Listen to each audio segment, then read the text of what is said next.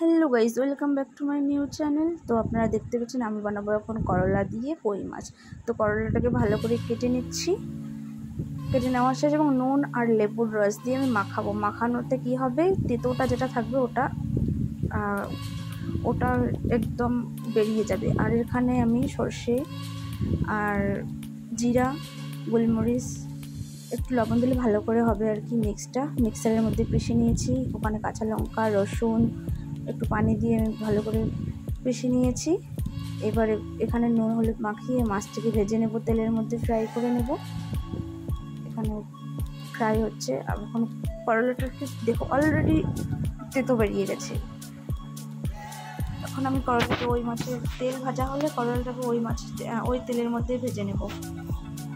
দেখুন ভাজা হয়েছে অলরেডি কই মাছটা।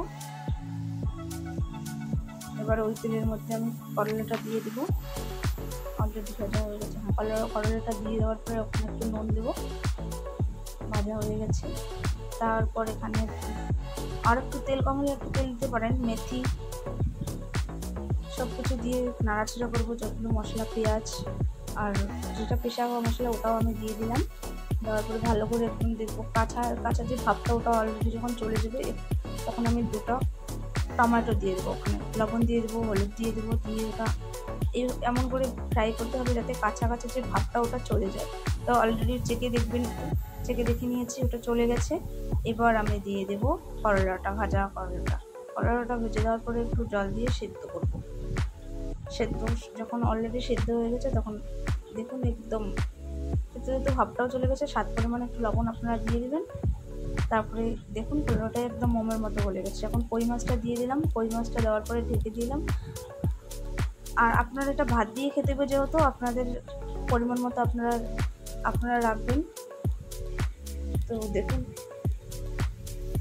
এখন খেয়ে দেখবেন কতটা টেস্টি হয়ে গেছে। যারা করলা খেতে ভালোবাসে না তারাও বলবে যে একটু করলা আর কই মাছের সবজি দিয়ে ভাত খেয়ে দেখি। খাবে না, শুধু পাতের মধ্যে কাটা বেছে থাকবে, এতটাই টেস্টি হয় এই খাবারটা। তো হ্যালো এভরিওয়ান, আশা করি আমার ভিডিওটা ভালো লাগবে।